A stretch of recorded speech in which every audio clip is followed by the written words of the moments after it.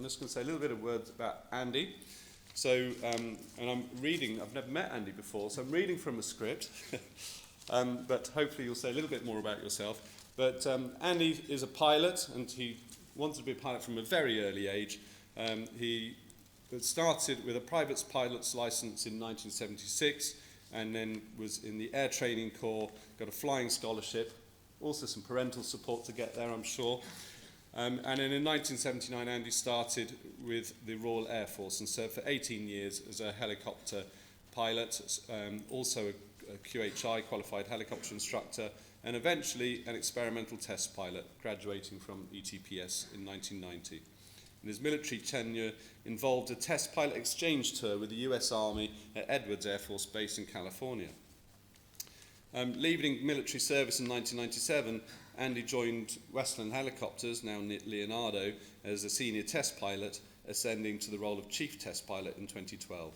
And for over 2 decades, he played a pivotal role in rotary wing test flying across various capacities. And subsequently, he joined Boeing Test and Evaluation UK as a part-time test pilot until 2021. So in 2022, Andy embarked on a new chapter as chief test pilot at Lilium.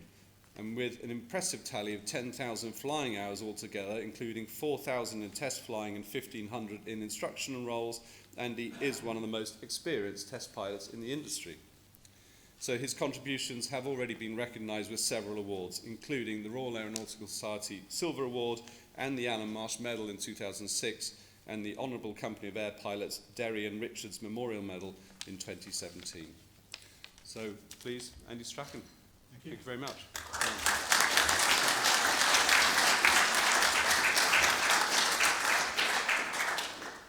Sadly, age catches up in many ways, so I'll be putting the glasses on.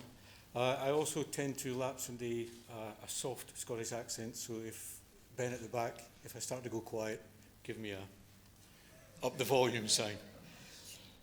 Before I start, let me just say it's actually an honour to be here under the auspices of the Alan Bristow Memorial Lecture. I briefly met Alan once when I was working for Westlands, and I'm sure he'd be quite interested in the innovative nature of tonight's subject, the Lilium Jet, an electric-powered vertical takeoff and landing aircraft, or eVTOL, as they're more commonly known. One thing I did realise as Robin was talking there, and in some of the discussions I had before starting the presentation tonight, was nowhere in my presentation do I discuss what Lilium is. So to start with, Lilium is a German company founded by 4 PhD students from the Technical University of Munich, and has gone from a startup company to now employing 1,000 people. And if you walked into it today, you would recognise it as a completely up and running professional aviation manufacturing organisation. That wasn't in the script. I've just added that to make sure you know the context. So, bins on. My aim tonight is to provide a glimpse into basically the design, development and operation of the Lilium Jet. Whilst at the same time I'm quite aware in lots of meetings I've been to, there's quite a low general knowledge of electric aviation and eVTOL in particular. So I'd just like to use the context of tonight's presentation to I'll also add a little bits and pieces about that, hopefully of interest. To whet your appetite, I have a short video. This video is a précis of tests conducted last year using our technology demonstrator aircraft. It's basically a 1,200 kilogram drone, if you like. It's controlled from a ground control station. And this was the flight, or it's a summary of the flight, to get the aircraft to its maximum forward speed. If I can get my mouse back, there we go. The goal of today's flight test is to achieve a top speed of 250 kilometers per hour. When the call comes, everybody's ready? Ready, Angel? Ready. Good check. Clear for takeoff.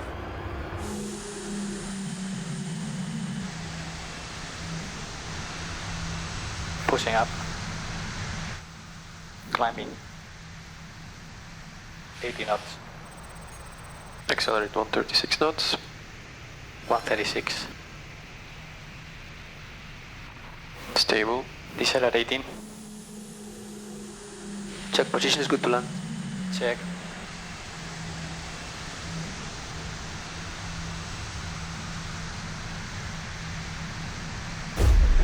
Touchdown.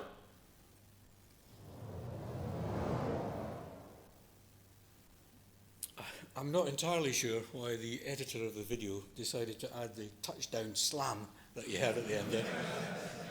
Trust me, it's not like that for real.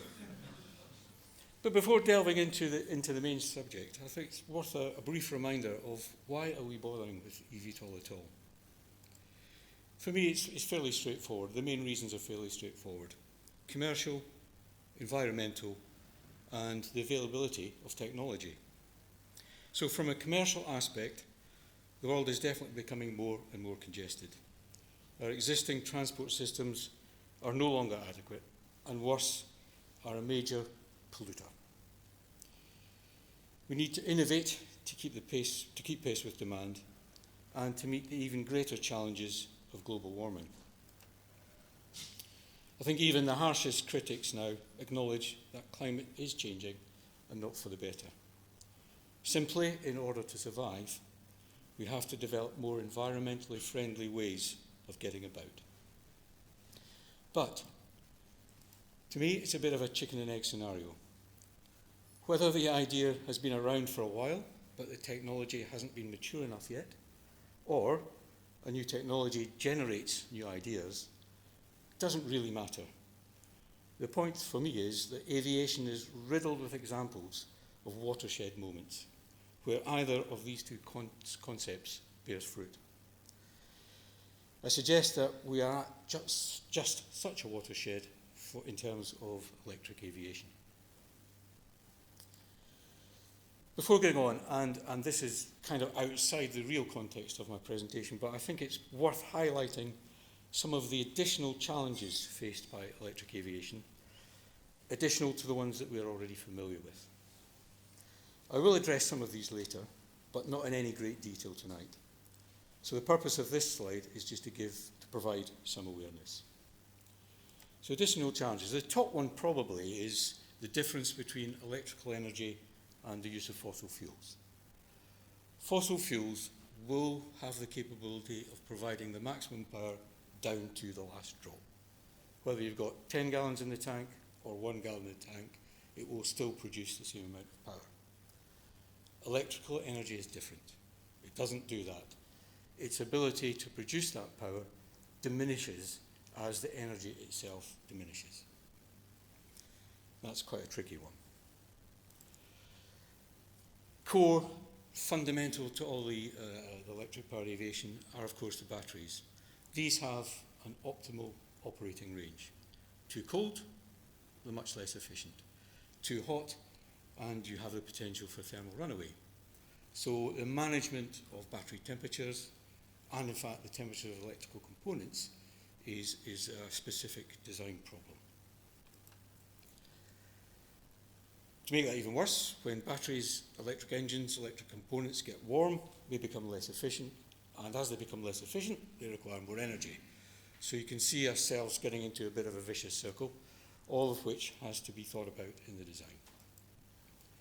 So you can see the management of all that is vitally important, and also, as we'll see later, how we display that to the people that are using it.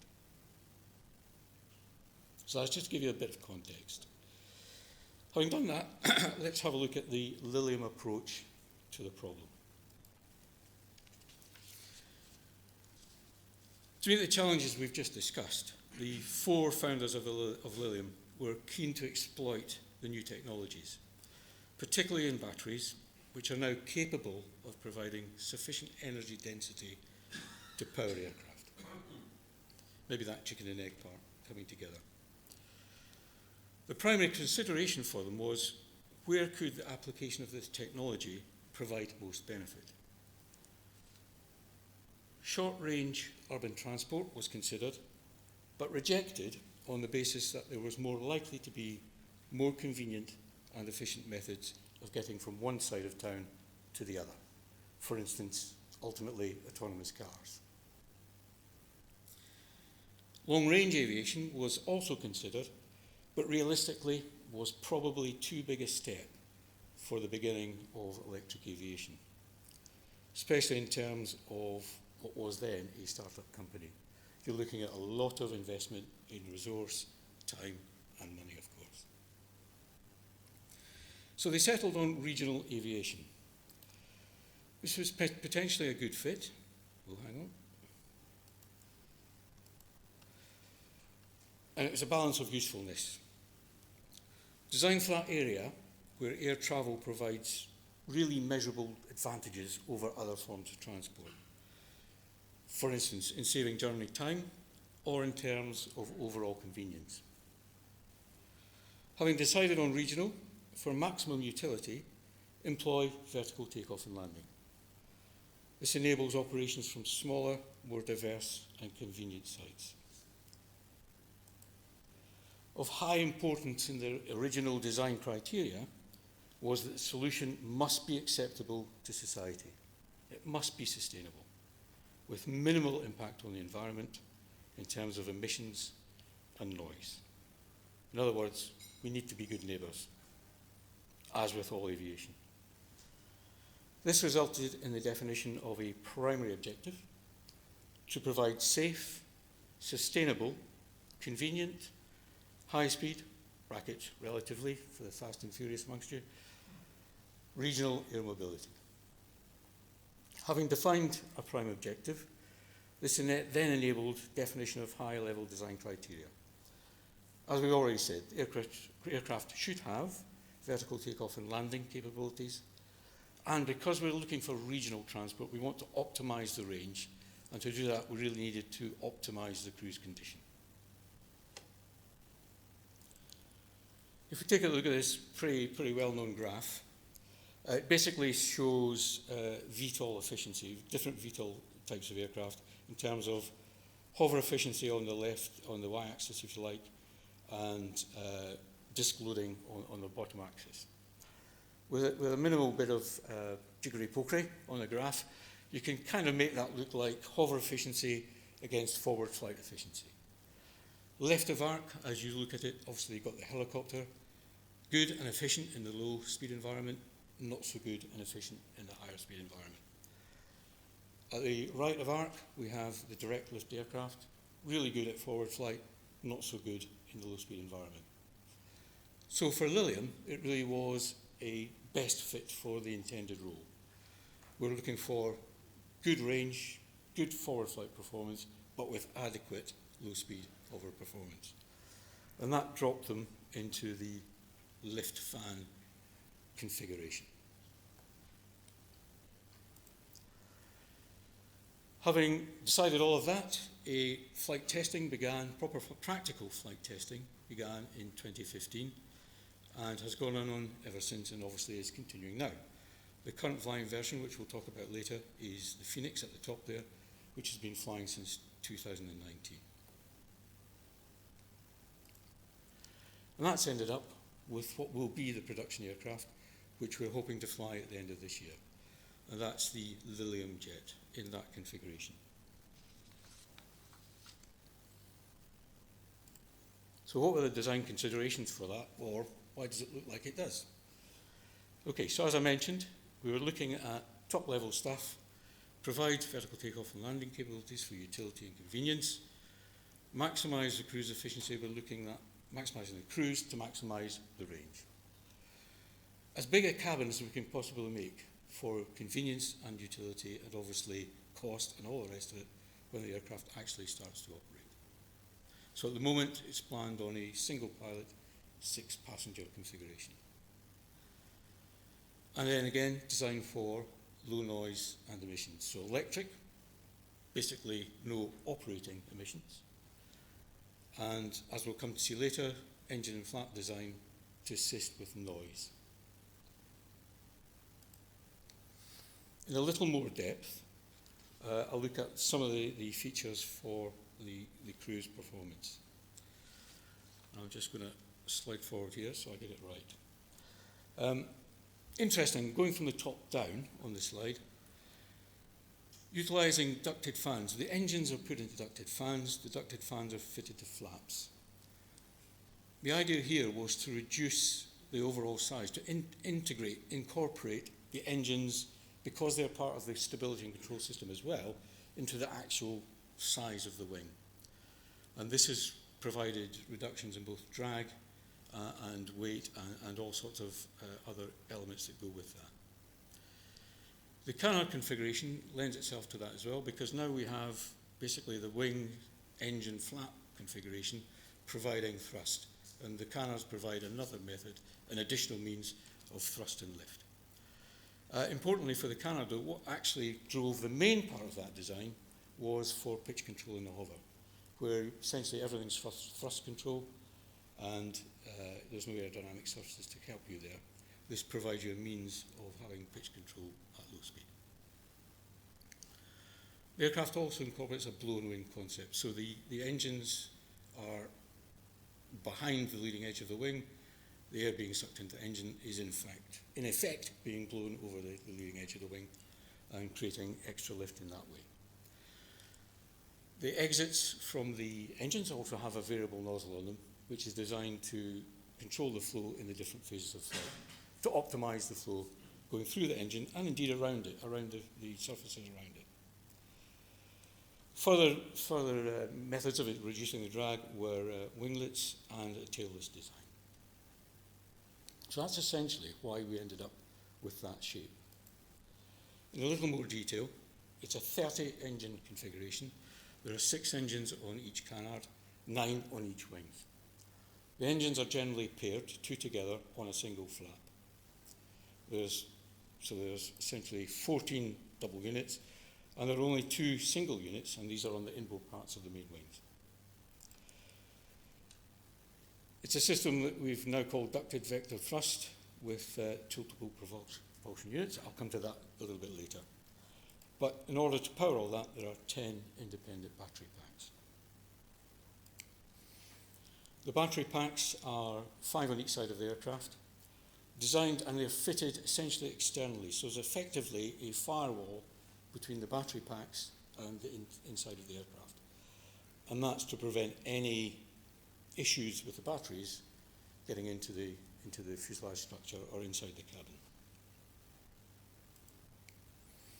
As I mentioned at the beginning, the aircraft's been designed to the highest standards possible. So in terms of safety, it's using the current regulation limits, etc. So it's a 10 to the minus 9 probability of something catastrophic happening, once in a billion chance. There's redundancy. The flight control system uses 3 independent and dissimilar flight control computers. 30 engines, of course, bring redundancy on their own behalf. The 10 battery packs, the same. Each battery pack feeds 3 separate engines. So there's no commonality between that part of it. The aircraft designed to be crashworthy. The EASA regulation, which is the main regulation that's being used to design against, there's a special conditions eVTOL specification for designing eVTOL, and that stipulates that crashworthiness should be in accordance with CS29, which is the large helicopter requirements. Which is actually, if you look at all the CSs, 23, 25, 27, 29, it is the most onerous one anyway, from that point of view. So, designed for no single point of failure, and on the engines themselves, it only has 1 stator, 1 rotor. The rotor is, the housing is designed to contain any disc burst or anything like that. The Lilium design sort of development philosophy has been based on 3 core technologies. The electric ducted jet engines we talked about, the batteries, and flight sciences. Flight sciences is a huge subject, and I'll not go into that in any great detail tonight, but I will glance on the flight controls aspects, being a pilot, of it. So first look at the engines. Just to make sure you're still awake, I've changed the words around a little bit. They're now calling them ducted electric vector thrust. But essentially what you've got is, here's a section of the wing with the engines mounted on a flap to the rear of the wing. 2 engines, as I mentioned, per flap. The engine, 1 rotor, 1 stator. They are small. So they're designed for low noise, low vibration. More of that later. Obviously, there's 30 of them. There's a degree of redundancy built in, and that provides a safer environment as well. But they're also designed for scalability. So as we'll see towards the end, later in the future, we'll be looking to scale up some of these concepts into larger and more capable aircraft. As an example of some of the thinking that went into this, this is not my slide, but I'll tell you about it anyway. Here's some of the potential advantages between open rotors and ducted fans. So open rotor, noise can radiate in any direction, and there's potential energy loss as the rotors interact. For the ducted fan, a lot of the noise can be contained within the duct itself, and the effect of the flow around the duct and in it and around it results in a smoother airflow. So less chance of interaction between adjacent engines. As I mentioned at the beginning, fundamental to electric aviation are the batteries. So we're using a proprietary battery system at the moment. As I mentioned, the batteries are in 10 packs either side of the aircraft. They're designed to the EASA regulations, crashworthiness, and specifically for thermal runaway concerns, which I'll go to in a second. The battery packs themselves are built around a battery pouch, a single battery cell. These are the common to or have grown from the automotive industry, the cell pouches. So the pouches are made up into modules, and the modules are made up into stacks to create the actual battery pack itself. This is a busy slide, but the essential parts are cells into modules, modules into stacks, 4 stacks per battery pack, and when it's a pack like that, it's known as the integrated energy storage unit.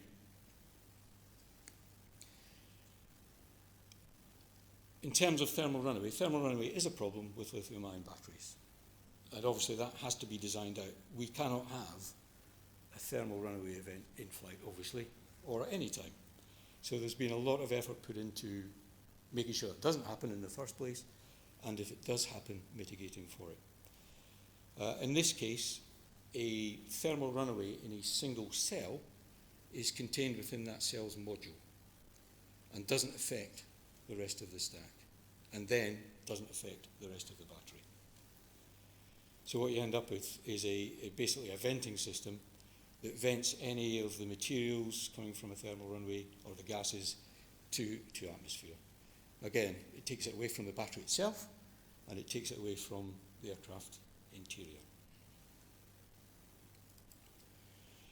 Now on to flight sciences. As I mentioned, this is a massive subject. It includes flight dynamics, obviously flight controls, all that kind of thing. As a pilot, I'm just going to talk about the control part of it. So how does it fly? Well, it's a combination of vector thrust from the engines and aerodynamic lift using the flaps and engines. It uses a full authority fly-by-wire system, and that in itself contains 2 real parts. There are 2 pilot inceptors, pilot controls. As I mentioned before, 3 individual dissimilar flight control computers. And the flight dynamics side of it and the flight control law software has all been developed in-house by Lilium.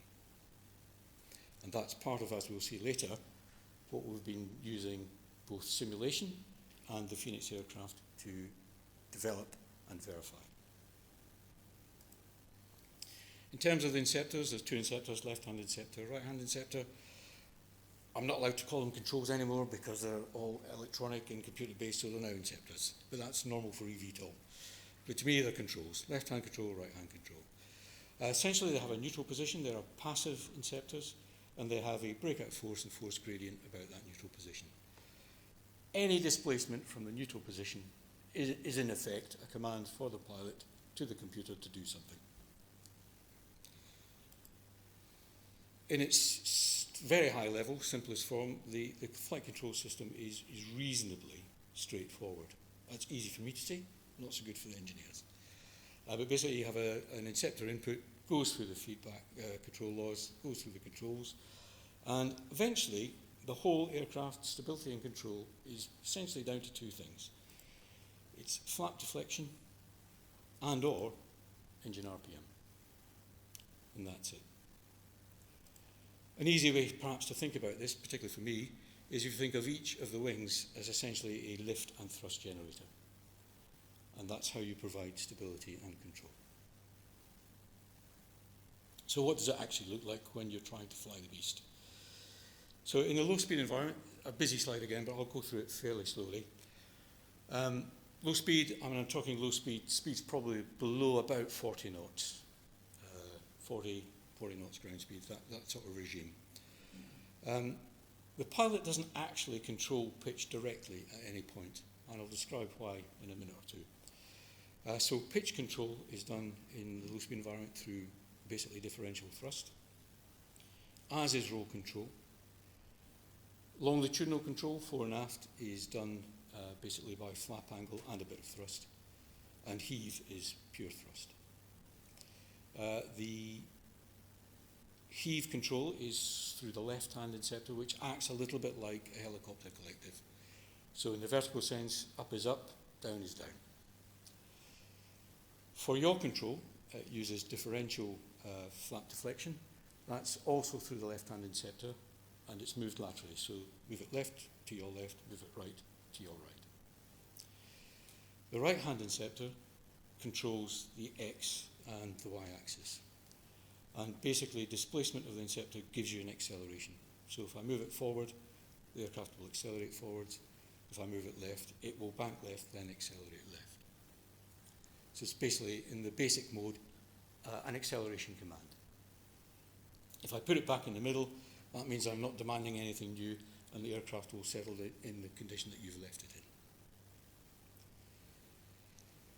I will say, interestingly, although it may sound a little bit helicopterish, I was not actually involved in the direct definition of the control laws. These were designed actually by fixed-wing pilots.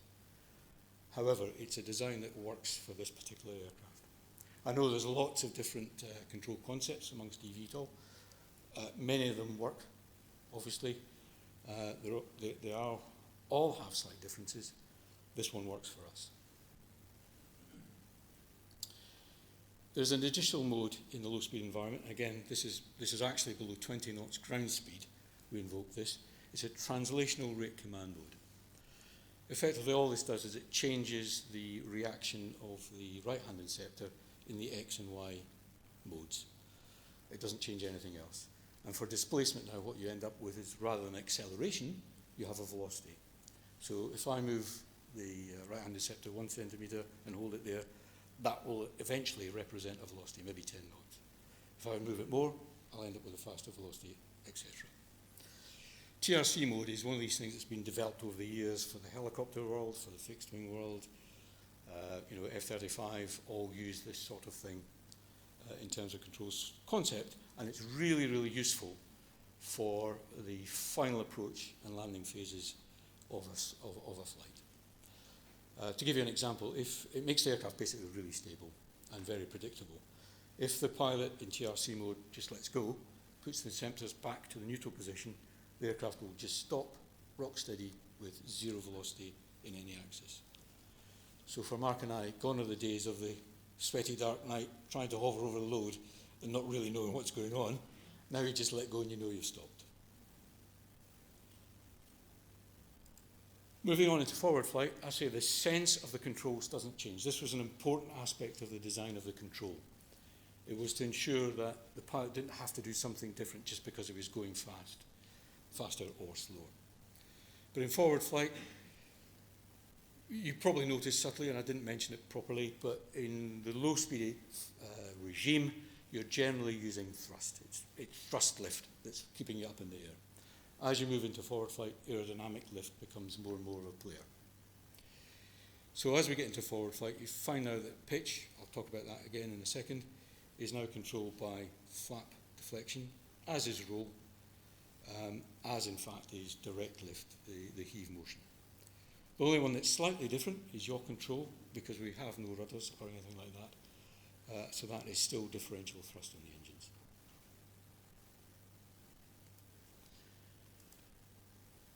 Sorry, so I'll just go back one on that one before I go into this. The bit about pitch control. So essentially, if we're in a low-speed environment, if I accelerate the aircraft forward and stay in that low-speed environment, the aircraft will just remain level. If I want to go up in the low-speed environment, it will just go straight up, straight down, maintaining a level attitude all the time. When I'm in forward flight, imagine now I'm in the cruise flight and I'm in level cruise flight and I want to start a climb. I'd use the left-hand inceptor to create a vertical rate. As the aircraft does that, the flight control system will then align it with the flight path for all the good reasons of minimizing drag, angle of attack protection, and things like that. So whilst the pilot has no direct control over pitch, pitch will change as the aircraft flies along. You can ask me questions about that later. So what is it really like to fly? Well, I can't really tell you because we haven't flown it yet.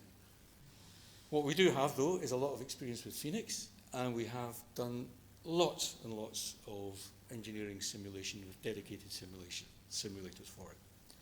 We're currently using a mixed reality system that uses the mixed reality goggles to give you a virtual world, but also to be able to look underneath at representative display systems. As I mentioned, and I will mention again, display systems become important. We do have representative inceptors as part of the simulation as well, although the sharp-eyed amongst you will notice they're not actually shown in this picture. I couldn't get a better picture in time. The simulation does have motion, and the motion is based on the actual characteristics we believe the aircraft will have. And the simulation itself is driven by the developed flight dynamics model and flight control laws for the actual aircraft. So it's as close as we can get to flying the real thing at the moment. I will say we used an exactly the same similar process for the development of the Phoenix aircraft, and having flown Phoenix and now reverse engineered, if you like, the Phoenix characteristics back into the simulator, it helped validate the whole system and prove that actually what we thought would happen did happen. So that gives us good confidence going forward for applying the same techniques and considerations to the Lilium Jet. So, going back to how easy it is to fly, I'll finish off with that in a second. Critical to that also, not critical, but very important to that, is obviously an integrated modern cockpit. The advances in fly-by-wire, avionics systems, cockpit interfaces, all that kind of thing, have meant that single pilot operations are now practical and achievable and acceptable. So that's where we ended up. So it's key that we have a good integrated cockpit that provides the pilot with a low workload. So to go back and answer my question, what's it like to fly? It is easy. What we've effectively done, or tried to do and achieved, I believe, is to reduce multiple inputs into single or much reduced inputs. To give you a good example of that, if you imagine flying along in a light aircraft, Cessna 172, PA-28, something like that. We're flying along next to the cruise, and all we want to do is a 30-degree banked level turn to the left. Right, want to do that? Okay, blogs off we go. I have to make the roll input to start the aircraft going. I have to do something with my feet for adverse, proverse, yaw, whatever. I then have to introduce a bit of pitch because we've lost a bit of lift. I then have to introduce a bit of throttle because now we're slowing down, there's more drag and all the rest of it. So for me to fly that fairly simple maneuver, both hands, both feet. With the fly-by-wire applications into something like the Lilium Jet, now that becomes a single axis input. So I'm now in the Lilium Jet, in the cruise, I want to turn left, I merely move the stick to the left and hold it there. The flight control laws look after the speed, the height, and everything else. So it really simplifies the piloting task. That's also true in the low-speed environment, where if one of the things that EASA have stipulated, and the FAA have agreed, is that one of the means of certification for eVTOL people will be to conduct what they're calling flight test maneuvers. Those familiar with ADS 33, mission task element maneuvers, will recognize them immediately as the same thing. So if it's familiar to you, things like the precision hover course, where you have to move diagonally to a set position, stop at that position in a finite time with a degree of aggression, and then hold that position. we have to do the same thing. What these control laws allow us to do is, again, to do that quite simply. So again, I jump in here. Let's not upset anybody. A helicopter now of any description, let's say not terribly augmented, but a basic helicopter. If I want to do the precision hover course, I am working both hands, both feet all the time. I'm controlling height, I'm controlling translational velocity, I'm controlling heading, everything. Power probably as well. Let's introduce a throttle as well.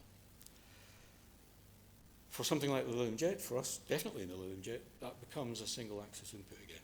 I just have to hold the stick in the direction I want. The aircraft looks after heading, looks after height, and everything else. So it's really simplifying the piloting task, reducing the workload. So it does fly, it's easy to fly. It's quite interesting because I get to do lots of assessments and demonstrations with a wide variety of pilots. And I'll come on to this again when we briefly discuss the training aspects of eVTOL. I will say that the experienced pilots may struggle a bit more than the younger pilots, particularly the younger pilots that are used to gaming and Game Boys and all that kind of thing. They get it straight away. The older pilots need a little bit of rebriefing. But that's all. It doesn't take long. So having said all that, will it work? Well, we haven't flown it yet, so it's a reasonable question. I don't need to labour this point, but as you would expect, as a modern professional company, Lilium have a complete design, development and testing process, and we've been going through that since day one. We're continuing to go through it, and will continue to go through it as the product improves, flies, and we move on to the future. All the classic stuff that you would recognise. Wind tunnels, systems test, so it's component testing, system testing, complete system testing, complete aircraft testing. Part of that, as I mentioned before, has been the Phoenix aircraft. That's been flying since 2019. We've been flying it in Spain mainly because it is remotely controlled. The regulations for doing that are actually really stringent. It's harder to do that than fly a manned test flight. So we've been using a bespoke sort of drone, if you like, UAV training area in Spain, which has allowed us to do beyond visual line of sight operations. In other words, where the aircraft disappears over the hill, but you're still controlling it remotely. That's been going on, it's still flying now, and it will continue to fly throughout this year. What that has done for us, though, has done a lot of very, very useful things which give us confidence in the future, and confidence for the Lilium Jet, because it's all essentially the same process. So we've managed to validate the aerodynamic assumptions, calculations throughout the speed range, the basic control, stability and control and basic handling of the aircraft, the actual flight control law architecture, and as you can imagine, there have been changes along the way and continuous improvement. We've also managed to validate the basic design criteria, like the powertrain design, but it's also helped us, and this is another area for another presentation perhaps, develop flight test methods and supporting tools. Question here for all of you really is, if you think about it now, not just the Lilium Jet, but eVTOL in general, how do you go about doing performance testing on something that you would, so for a helicopter, we'd go out, we'd look at rotor RPM, we'd look at engine response and all the rest of it. We don't control any of that. How do we do it? I'm not going to give you the answer. Answers on a postcard, please. But it's all part of that, and this has helped us develop things along that track. An area we're particularly interested in is what we're calling transition. Now, this is different to the transition that helicopter pilots would normally understand. But it's basically where the change of airflow on the aircraft, on the aerodynamic surfaces, so that's the engines, the engine ducts, the wings, changes from turbulent to stub flow to fully attached, if you like, laminar flow. Why is that important? Well, you can imagine how that changes the lift and moments that are produced along the wing. And if that were to change randomly, it could make some interesting control and stability issues. So we were quite keen to see how the concept that had been derived actually worked. In a little bit more detail then, imagine the system we've got, the ducted engines, in the hover. So this is all thrust lift. There's no aerodynamic lift here. You've got a nice smooth airflow through the engine itself, but turbulent flow on the aerodynamic surfaces around it. No real problem, everything's thrust. There's no real difficulties there. As you speed up, start to move into forward flight, the flap starts to come up. The still got nice flow through the engine itself, better flow over the wings now, and starting to get more attached flow over the other surfaces as well, but there's still some turbulent flow. Until you reach a point when you get into the actual cruise flight, where effectively you've now got rid of all the turbulent flow, everything's attached, and you, in effect, your best sort of lift configuration, your most efficient. As I mentioned earlier, you can imagine that if that was to happen randomly, that attachment, detachment, changes in lift, changes in moments, that could be quite an interesting stability and control issue to deal with. So that's what we were keen to do, and we took the aircraft through that regime deliberately. And we're luckily happy to say theory matched reality. Max RPM on ground. Lift off. Limiter. Flight test mode is active. Next step is 100 feet. See here the classic tufting, just looking at the airflow. You notice the wings tend to be attached. Altitude is good to cross. Right turn, heading 340. Okay, speed is good. You can accelerate to 95 smoothly. 3, 2, 1. Clear for a steep climb. Stable. Stand by. Clear to proceed. Accelerate. Diesel and level off.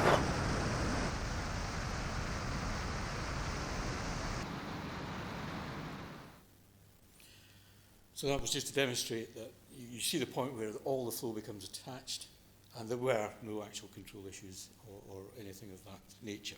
So that gave us a lot of confidence in the process and calculations that we've done so far are also being applied to the Lilium Jet, and therefore should be okay. So quickly now, having established the aircraft itself, what about operating it? I'll go through this slide fairly quickly. On the top left there, air operations, there's a lot of discussion going on, as you can imagine. There's some angst concerning energy planning, and that goes back to the point I made at the beginning of one of the problems with electric aviation is this characteristic of electric energy. Its ability to produce power diminishes as its energy diminishes itself. But actually, it could be quite a complex subject, and we've, as you can imagine, we've been getting into this on a fairly daily basis. But the issue really is, if you drill down into it, it's not hugely, for a pilot. For an engineer, it will be different. For a pilot, it's not hugely different to dealing with fuel calculations, performance calculations, and things like that. So I think that some of the angst will go away when people realise how you can deal with it. And that's certainly something that we've been working on. In quick order, the airspace integration and the infrastructure side of it, both the regulators, EASA, FAA, CAA, and I have to say UKCA have been very proactive on this and are really doing it quite well, I think. And the OEMs, though, have all kind of adopted a crawl, walk, run approach. In other words, make use as much as possible of existing structure and facilities, and then where necessary and in the future, build on those to meet the final objectives that we were wanting. So the flexibility and the convenience and all that sort of stuff. But much work has been done.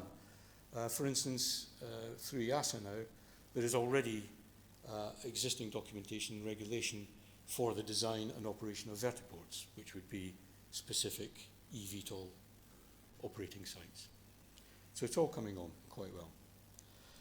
In terms of the Lilium Jet, what would a normal profile look like? Well, essentially, as I mentioned, the whole idea is to spend as little time as possible in the low-speed environment and as much time as possible in the cruise. Don't worry about the numbers here. This is not necessarily representing truth, but the basic procedure is there.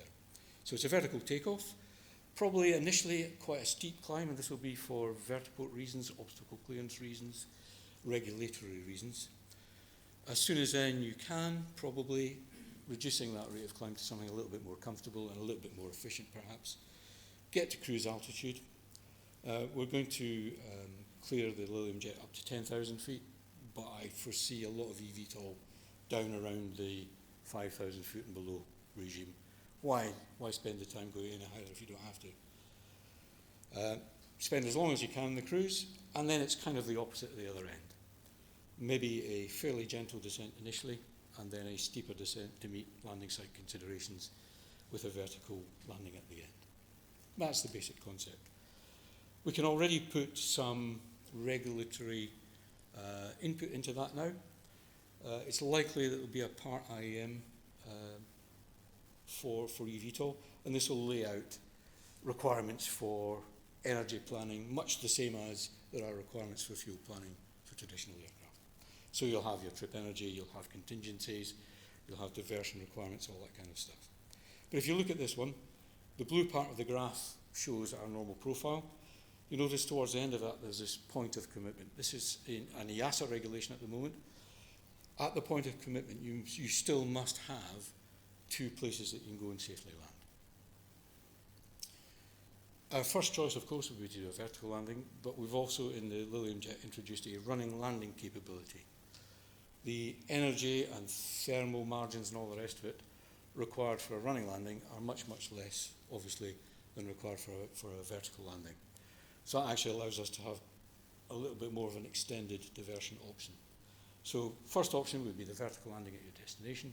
Second option for us probably would be a running landing at an alternative site. And even when you get there, you still have to have sufficient reserve for something to happen, and you can do a quick circuit and come back and land. I hope that all looks fairly familiar to people, because actually this is what I mean about if you drill down into all the worries about energy management and stuff, it is pretty similar to fuel planning or malfunction planning for normal aircraft. It does mean, however, and this goes back to that cockpit displays piece I was talking about, that the pilot has to be given the information he needs in an easy to assimilate, usable, low workload manner. And that's something we're also working on with our partners. We're partnered with Honeywell at the moment in terms of cockpit displays and stuff, and we're busy working on ways of providing the information that's really needed as efficiently as possible. Another area that's created a lot of discussion is training qualifications for eVTOL pilots. There is some disagreement between EASA and the FAA at the moment. And it basically comes down to the characteristics of the aircraft. It's easy to fly. Well, I've already told you it is. That should reduce the training burning. In simple terms, I mean, fly-by-wire aircraft, be it an A320 or a Lilium Jet, reduces the need for a pilot to have a feel for the aircraft. In simple terms, you've got to learn less. So therefore, you should have a reduced training budget. That's the pure flying part of it. It doesn't take away having to know about your traffic, airspace, weather, all that kind of stuff. But the physical flying part of it should be less, because there's less to learn. Use of simulation. Again, at the risk of upsetting engineers, this aircraft, fly-by-wire, flies by ones and zeros, so does a simulator. So simulator matching to the real aircraft is probably a lot closer than in the older traditional aircraft, where you've got mechanical, triple levers, bell cranks, all that stuff, and a digital simulator. So the two are more closely related. So that again should help reduce the training burden. There's another aspect to it, and it's something again we've been working with on the Lilium Jet specifically, is trying to reduce the impact of failures. So in other words, we are working towards the credible failures, the failures that are not catastrophic, that could, no matter how remotely happen, how does the aircraft react? And what we're aiming to have is basically no change to the handling qualities. So the pilot won't even notice. And as a result of that, probably won't have to learn malfunction techniques. You know, so the old days for us, you know, we had to learn limited power techniques for helicopters, things like that. It should be the aircraft flies one way, and that's the only way it flies. So that, again, has the potential to reduce the training budget. The question that keeps coming up, should the pilots be fixed or rotary? So one answer from my point of view, but no, it doesn't really matter. Because if we get all the preceding stuff right, it really won't matter.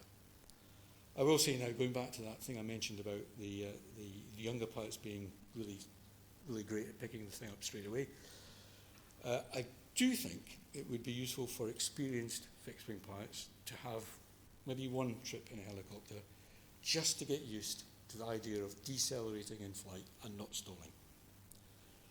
It's amazing the number of people I've had for a demonstration or an assessment, and they get really wrapped up about slowing down on the approach. A minor thing. And of course, a lot of eVTOL, including Lilium Jet, we're going to single pilot operations. So what about the instructor? What do you do with him? Her. Well, as I said, simulation will probably take over the brunt of the training requirement. But of course, to get there, we've got to fly the aircraft and we've got to provide the data that we can get to the sort of level D standard of simulation. So before that, what do we do? Well, again, it comes back to really the simplicity of flying the aircraft and the fact that generally, if you just let go, it's stable. It's the same in forward flight. If you just let go, it will fly wings level, straight and level. So there's the need for an instructor to have to take control has diminished markedly. EASA have already accepted the fact that an instructor will essentially, on the aircraft, post-simulation instruction, on the aircraft, will fulfill a kind of coaching, managing role without the need to actually have be able to take direct control of the aircraft. So that's going to happen. So in the end, it looks like the initial pilots will be, and this is the EASA regulation at the moment, well, it's likely to be the EASA regulation. There'll be existing holders of a commercial pilot's license, either fixed or rotary. They will conduct an eVTOL type rating course. At the end of that, the eVTOL will go on their license as a type rating. It will probably take a couple of years down the road of successful, safe eVTOL operations in general, but specifically, again, for Lilium as well, before we'll look at bespoke eVTOL CPL commercial licenses. So for the beginning, it's likely to be existing people will get a type rating for eVTOL. The FAA at the moment don't agree with that. They've placed eVTOL under a different category and will at the moment require instructors to be able to take control of the aircraft. Under discussion, to be detailed. That's where we sort of currently are. So in the future, what does it look like? After we've done all of this, hopefully, where do we go next? Well, for Lilium, again, one of the advantages of designing for optimizing for the cruise is that any improvement in battery technology results in better range.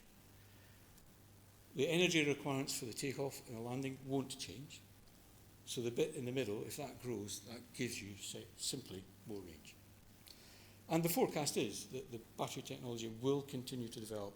You've got obviously the huge automotive industry involved in it now, and now we've got aviation involved in it.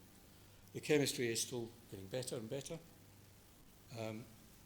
This should become a reality. And for Lilium, what that means is we'll be able to grow the capabilities of existing aircraft, improve those, that scalability I talked about earlier, scale up to different sizes, and ultimately we move from regional to national, and then in the future, hopefully international electric travel. For Lilium, that's all based on the continued development of those three core technologies. So final thoughts. There's absolutely no doubt the challenges in electric aviation are huge, difficult, but have been there for a long time. I hope tonight to have at least scratched the surface and demonstrated to you that there are people putting enormous effort into meeting those challenges and coming up with a credible and practical aircraft to meet them. I also think, if you look back in history at the introduction of monoplanes, jet engine, supersonic flight, the helicopter, we've crossed the line again of a new watershed moment. And I do think we're at an exciting time. Electric aviation does represent a new sector of aviation, and it will succeed. Thanks very much for your attention. I'll be now happy to take any questions. One word of caution. Some of the information, I may not be able to give you a detailed answer because some information is obviously still confidential or proprietary. It's either that or it's the fact that I'm a pilot, not an engineer, and I might not know the answer.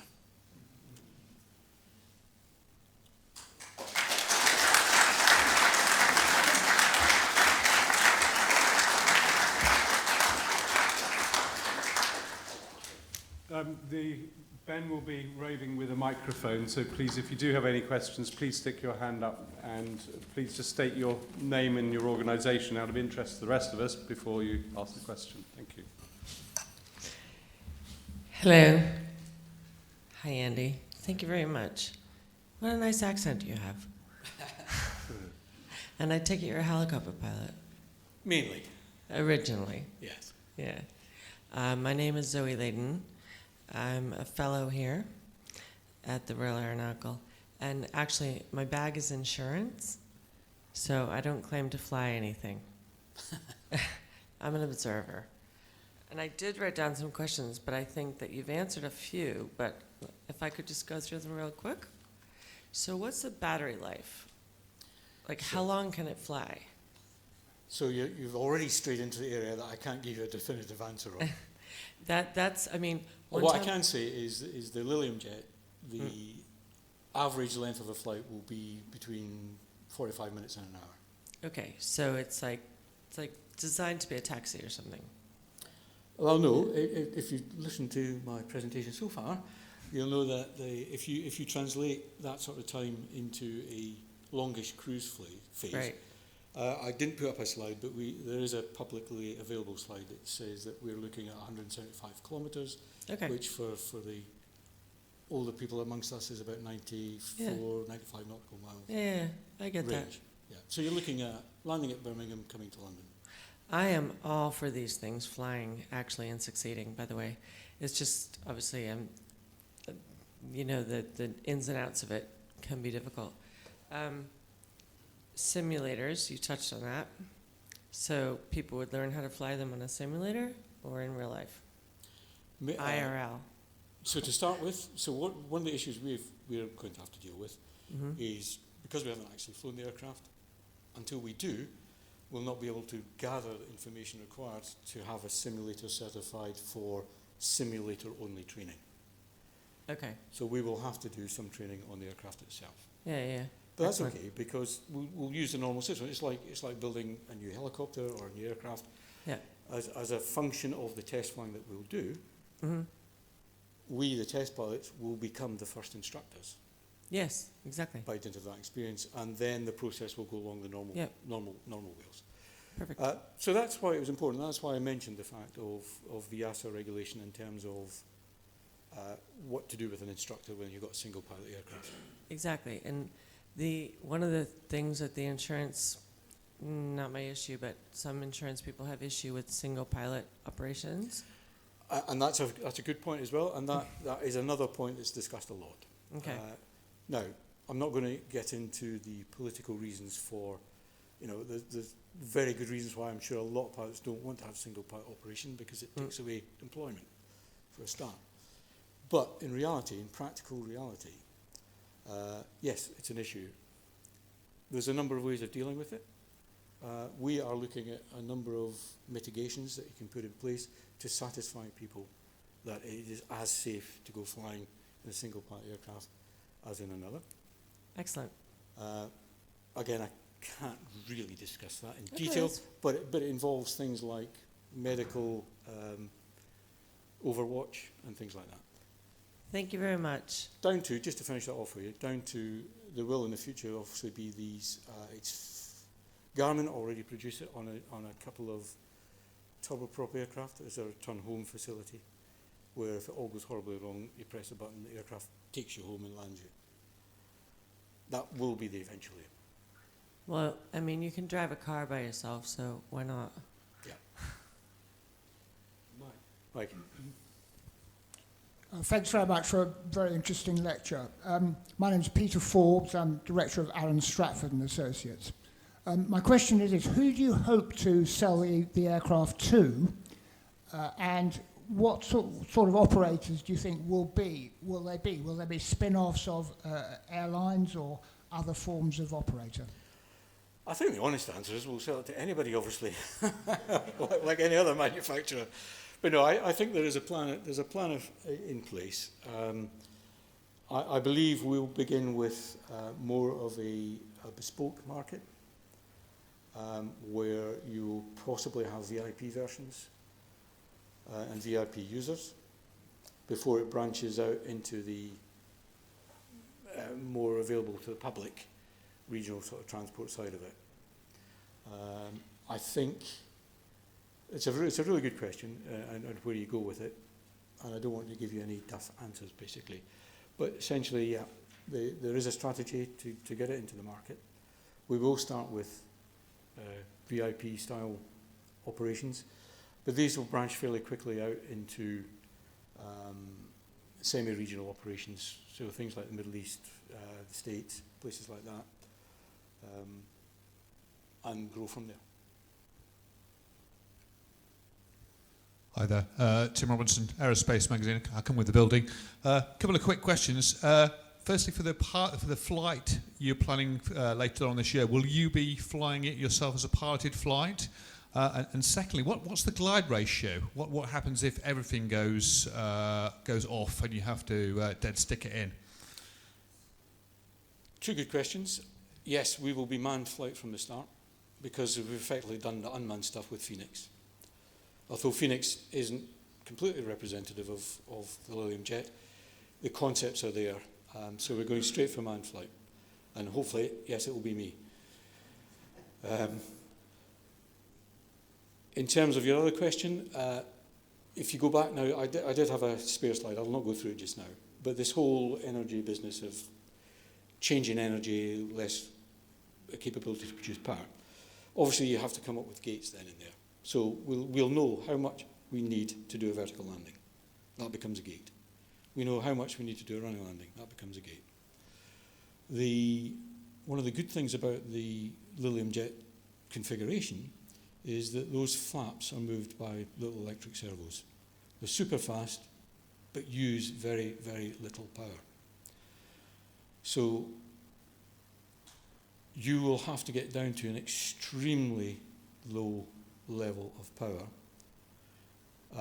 I could envisage a situation, I don't know how, it would be more than 10 to the minus 10, I've got to say, where you could, let's say, suffer a reduction in thrust to the point where you can no longer maintain level flight, but you will still maintain control. You will still have the aerodynamic control, you will still have the flap control. Glide ratio, I haven't a clue. Mike, sorry, you've been waiting a long time. That's all right. Tim's just asked the question I was going to ask, but I could elaborate on it slightly. I'm Mike O'Donoghue from the Society's Rotorcraft Group. I was going to ask you whether you were going to be the first test pilot or whether you delegated the task.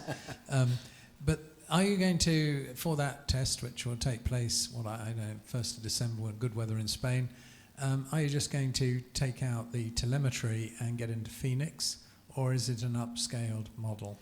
It's upscaled, it's all upscaled, yeah. So it's all specific to the Lilium Jet itself. Right. So it's and completely new. I didn't catch it, you must have said it, but I didn't note how many passenger seats there were in it. 6. 6, I thought I was right there. Well, that's really what I wanted to ask anyway. But okay. Congratulations, we're all rooting for you, I'm sure, on the 1st of December or whenever it is. Thank you.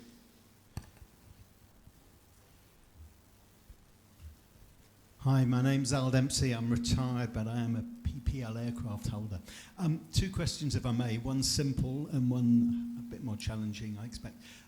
Simple one, I saw all the attitude control configurations, but how do you actually control speed, or is it just a consequence of which attitude you're going to go for? No, it's really very straightforward. So that right-hand inceptor in the basic mode is an accelerator, effectively. So imagine I've just taken off. I will be displacing it forward to accelerate. I'll probably be lifting the left-hand inceptor to climb at the same time. When I get to the speed I want to get to, I return that to neutral position, let go, the aircraft will hold that speed. And pitch was on the other side? Pitch, I don't control. You don't control, okay. And the other one was, again, going back to single pilot operation and all the suppression, I guess, of spurious warnings to try and get things to be easy to understand.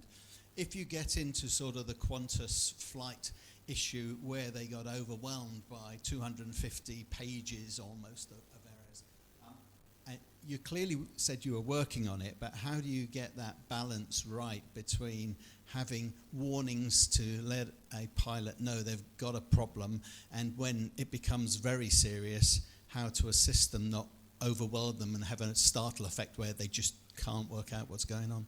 Yeah, it's a really good question, and it's something we are working on. But there's a subtlety to all that as well.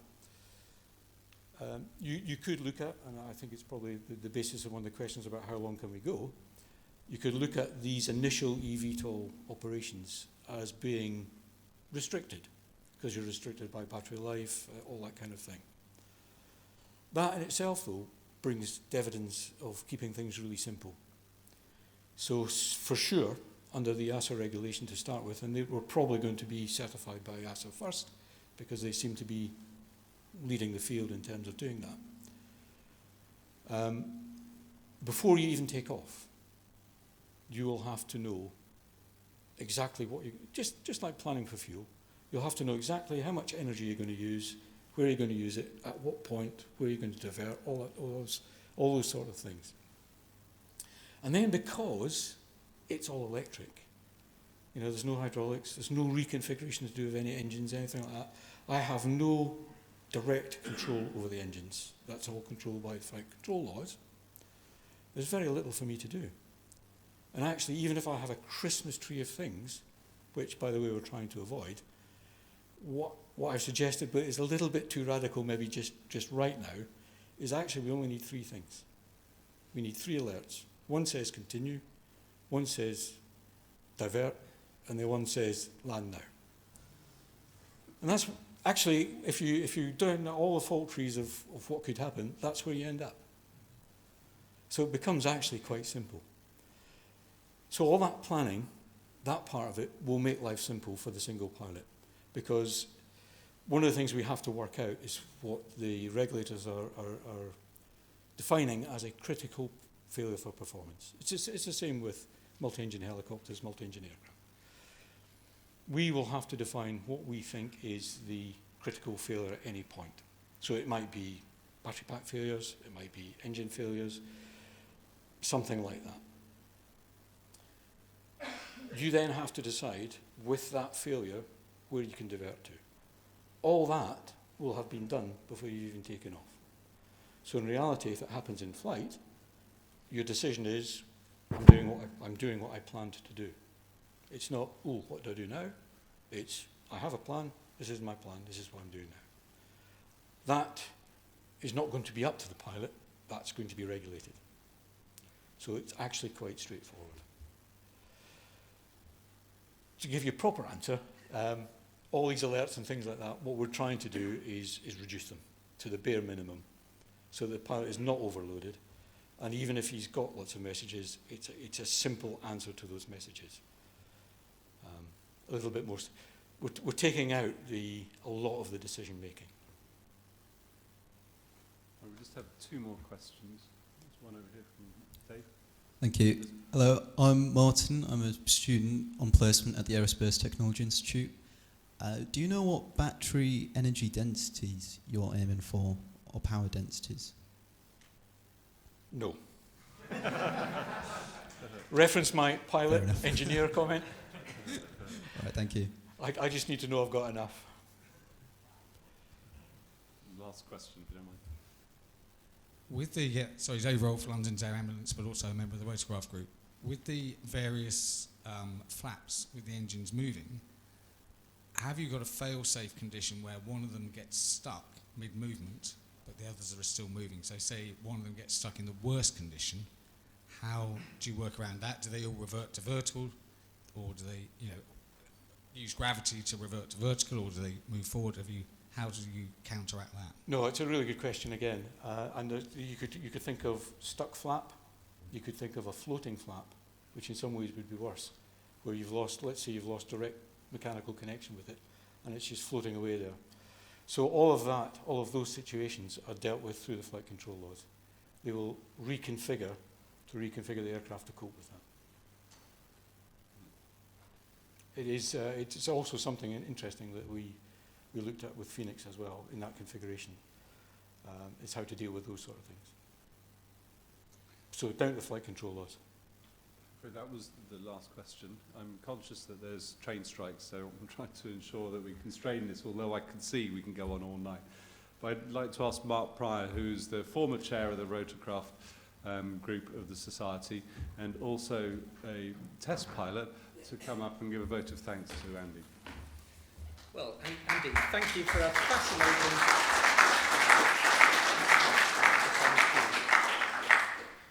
Thank you for a fascinating lecture tonight, and I certainly appreciated the way that you talked us through the issues you face, the design, concept, flight test, and to the future. In particular, I liked those slides about the control laws, because when you look at those, you think, yes, that'll work. But then you take an old pilot like me, and I can think it must be a bit like the first two-wheel taxi in the Chinook, where collective coming up, in fact, makes you stop, and going down makes you fast. So I can see that can be a bit of a challenge. So the best of luck. And may I just give you a small token? Very kind. To thank you again for an excellent lecture tonight.